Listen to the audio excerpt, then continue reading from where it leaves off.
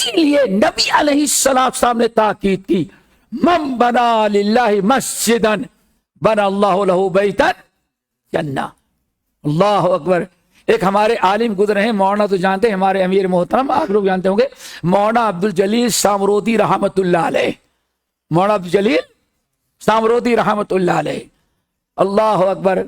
یہ وہاں پہ بہت آتے جاتے تھے ایک زمانے تک یہاں، بہرحال اللہ ان کے درجات کو بلند کرے۔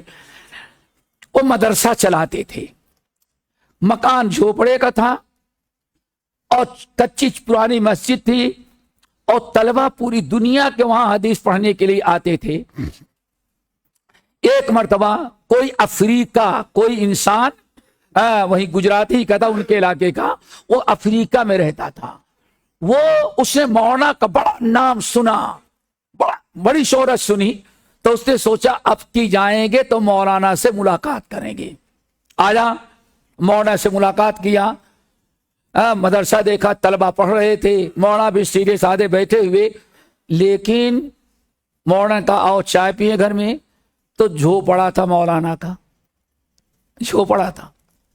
جا کر کے حیرت میں پڑ گئے کہ دنیا کا اتنا بڑا محدث، انڈونیشیا، ملیشیا، افریقہ، بر صغیر کے کونے کونے کے لوگ اس سے حدیث پڑھنے کے لیے آئے، اور یہ عالم ایک جھوپڑے میں رہتا ہے، رہنے کا مکان نہیں اس کو۔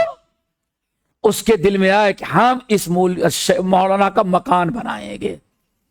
انجینئر بلایا، بلانے کے بعد مولانا کے مکان کی پیمائش کی اور بنایا۔ پوچھا اس نے کہ کتنا، اس نے بتایا کہ اتنا لاکھ خرچ ہوگا مولانا کا مکان ہم تیار کر دیں۔ بلڈر نے کہا، بلڈر کیا کہ ٹھیکیدار کے وہ کر دیں گے۔ بہرحال وہ بیچارہ گیا، اتنا پیسہ مولانا کو بھیج دیا۔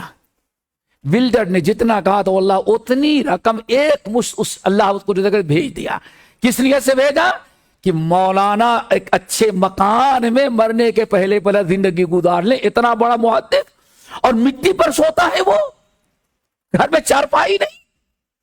حیرت ہوگی، اس کو بھیج دیا۔ برابر اطلاع لیتا رہا کہ ہاں بن رہا ہے، بن رہا ہے، بن رہا ہے۔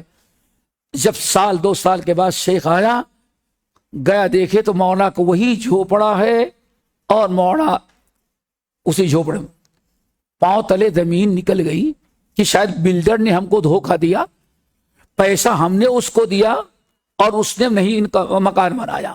اللہ اکبر۔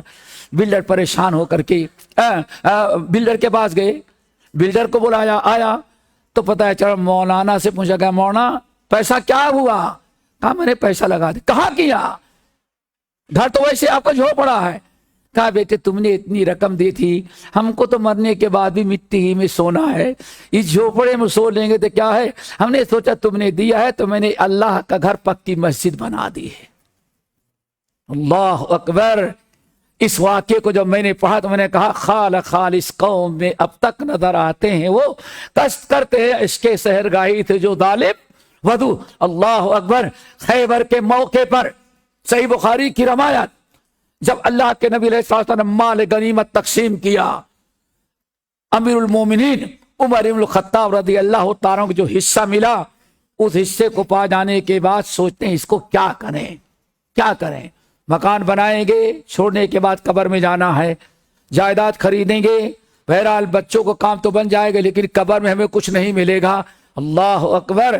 آئے یا رسول اللہ، زندگی میں سب سے بڑی دولت اور اچھا مال مجھے ملا ہے، اور اللہ نے فرمایا لن تنالوا البر حتى تنفقوا مما تحبون۔ اللہ دعا کرو، آپ مکان بنائے اچھا سے اچھا، لیکن کہنے کو بتا کہ اللہ کے گھر کا بنانے کا تصور کیسے ہمارے اسلام میں، تو بتانا چاہتا ہوں۔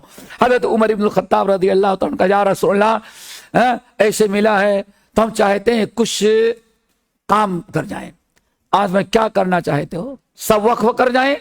آپ نے فرمایا اچھا ایسا کرو، زمین وقف نہیں کرو، زمین خرید